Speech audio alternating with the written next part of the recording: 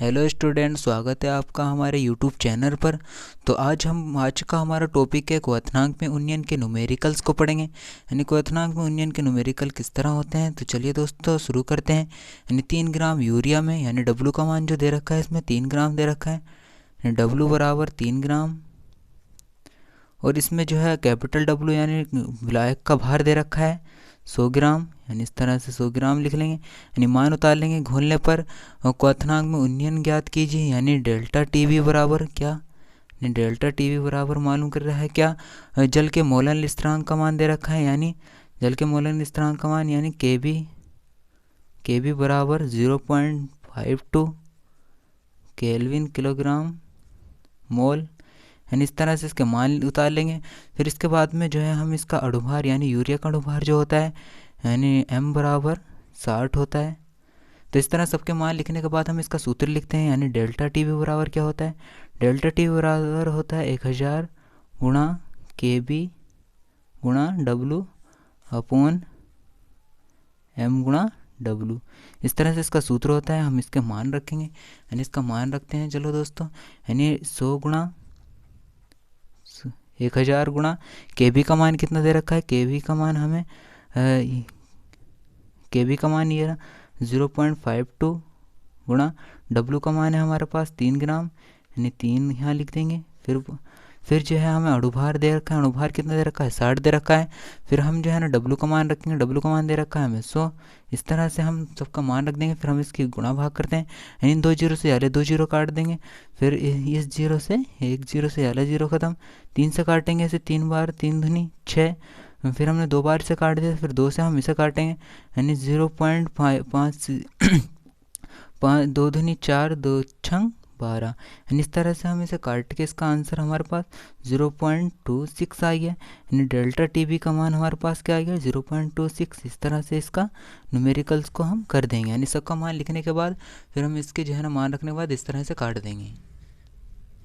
और इसके बाद हम इसके दूसरे न्यूमेरिकल्स को देखते हैं। यानी इसका दूसरा न्यूमेरिकल्स किस तरह होता है, यानी कि एक अवाष्पीय विलेय पदार्थ को इतने ग्राम, यानी वाष्पीय विलेय पदार्थ की मात्रा कितनी दे रखी है 10 ग्राम दे रखी है। यानी डब्लू बराबर कितना दे रखा है हमारा 10 ग्राम।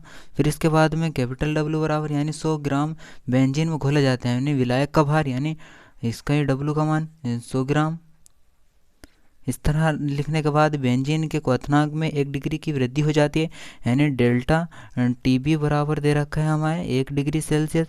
फिर इसके बाद में हमें वृद्धि हो जाती है तो क्वथनांक में पदार्थ का अणुभार क्या होगा, यानी अणुभार मालूम करिए डब्लू बराबर क्या। फिर इसके बाद हमें जो है ना के बी का मान दे रखता है डेल्टा ना के बी का मान दे रखा है, के बी बराबर कितना 2.53। यानी इस तरह से इसका मान दे रखा है। फिर हम इसका सूत्र लिखेंगे। मान उतारने के बाद हम इसका सूत्र लिखेंगे, यानी डेल्टा टी बी बराबर हमारा जो होता है यानी 1000 गुणा के बी गुणा डब्लू अपॉन अणुभार m गुणा विलायक का भार डब्लू। इस तरह हमसे इसका मान होता है। हमें क्या निकालना है, अणुभार निकालना है। तो अणुभार को हम कहाँ ले आएंगे, इधर ले आएंगे। अणुभार m बराबर 1000 गुणा के बी गुणा डब्लू अपॉन ये इससे हम इधर ले आएंगे, यानी बराबर से इधर ले आएंगे तो गुणा डब्लू। इस तरह से हम इसका अब मान रख देंगे। अब 100 गुणा 1000 गुणा इस तरह से इसका मान रखते हैं। चलो तो के बी का मान कितना दे रखा है, के बी का मान ये 2.53। फिर इसका बाद डब्लू का मान कितना दे रखा है 110 दे रखा है अपॉन डेल्टा टी बी का मान कितना हमारे पास 1 है गुणा डब्लू का मान कितना है हमारे पास 100। इस तरह से इसके मान को लिख देंगे। यानी इस तरह से इसके मान लिखने के बाद अब हम इसकी कैलकुलेशन करते हैं।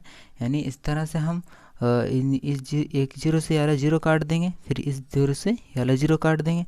फिर हमारे पास क्या बचता है, बचता है हमारे पास ये 100 गुणा ये बचता है। यानी हम इसकी इससे गुणा करते हैं तो पॉइंट उड़ जाएगा, ये पॉइंट उड़ जाएंगे इससे। जैसे हम इस तरह से पॉइंट उठा देते हैं, यहाँ 2 जीरो आ जाएंगे। इन 2 जीरो से याले 2 जीरो ख़त्म, बचा क्या हमारे पास 253। इस तरह से इसका अणुभार निकाल देंगे। यानी मान रखने के बाद हम मान उतारने के बाद क्वेश्चन में मान रख देंगे। इस तरह से इसका आंसर ला देंगे। अब पढ़ते हैं हिमांक में अवनमन का सूत्र। हिमांक में अवनमन के न्यूमेरिकल्स को पढ़ते हैं। यानी एक अवाष्पीय विलय पदार्थ का इतने 1.5 ग्राम जो है ये पदार्थ की मात्रा दे रखी है, यानी डब्लू बराबर कितना दे रखा है 1.5 ग्राम।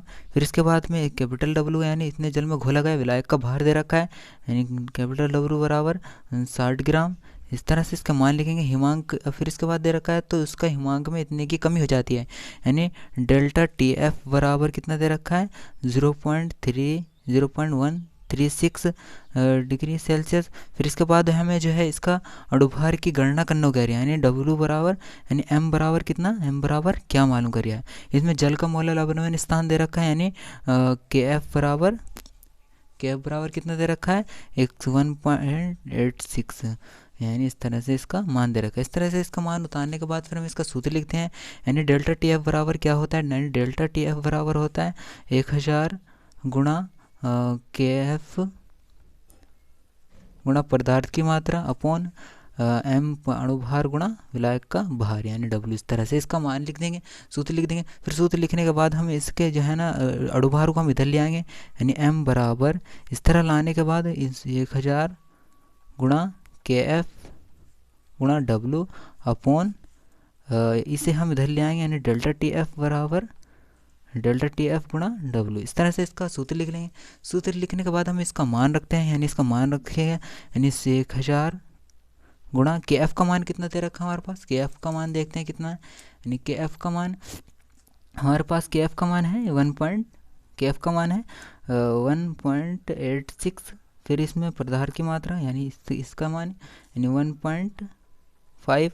इस तरह से इसका मान रखेंगे, यानी डेल्टा टी एफ का मान कितना था हमारे पास, डेल्टा टी एफ का मान है 0.136। फिर इसके बाद हम जो है इसका विलायक का भार 60 दे रखा था 60। इस तरह से हम इसका मान लिख देंगे, यानी इसका मान लिखने के बाद हम 2 पॉइंट इसकी कैलकुलेशन करते हैं। इन 2 पॉइंट से याले 2 पॉइंट खत्म हो जाएंगे, फिर हम इस 0 से याले 0 काट देंगे। फिर हम इससे अब 6 से काटेंगे, इसे 6 18 6 दूनी 6 का ना 6 31 बार इस तरह से इसे काटेंगे। फिर जो है हम काटते हैं इसे, इसके बाद हम 4 से काटते हैं इसे।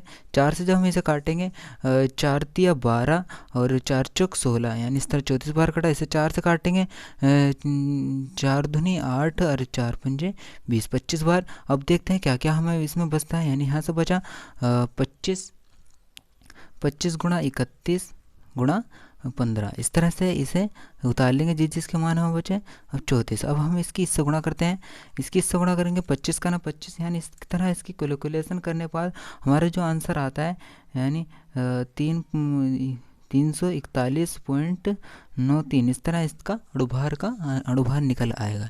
इस तरह से इसकी कैलकुलेशन करोगे तो आंसर ये आ जाएगा, यानी इस तरह से इसका आंसर आ जाता है।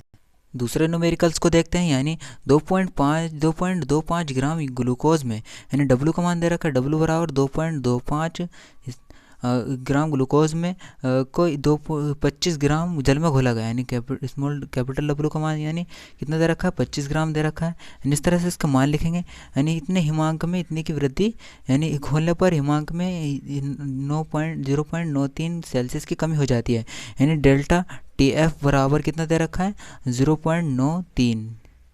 फिर इस तरह से इसका मान लिखने के बाद फिर हमें क्या दे रखा है, जल के मोलल अवनमन स्थिरांक ज्ञात कीजिए, यानी डेल्टा यानी टी एफ बराबर क्या, यानी इस तरह से इसका मान लिखेंगे। यानी अणुभार दे रखा है एम बराबर कितना दे रखा है इसमें 180 दे रखा है, यानी इस तरह से इसका मान लिखने के बाद हम इसका सूत्र को लिखते हैं, यानी डेल्टा टी एफ बराबर कितना दे रखा है, डेल्टा टी एफ बराबर कितना होता है 1000 गुणा के एफ गुणा डब्ल्यू अपॉन पदार्थ की मात्रा अणुभार अपॉन अणुभार गुणा पदार्थ की मात्रा डब्ल्यू। इस तरह से इसका सूत्र लिखने के बाद अब इसका मान रखते हैं, यानी डेल्टा टी एफ बराबर कितना दे रखा है 0.93। इस तरह से 1000 गुणा के एफ का मान कितना दे रखा है, के एफ का मान हमें निकालना है, यानी डब्ल्यू, अब डब्ल्यू का मान कितना दे रखा है 2.25। इस तरह से इसका मान लिखेंगे, यानी एम का मान कितना दे रखा है 180 गुणा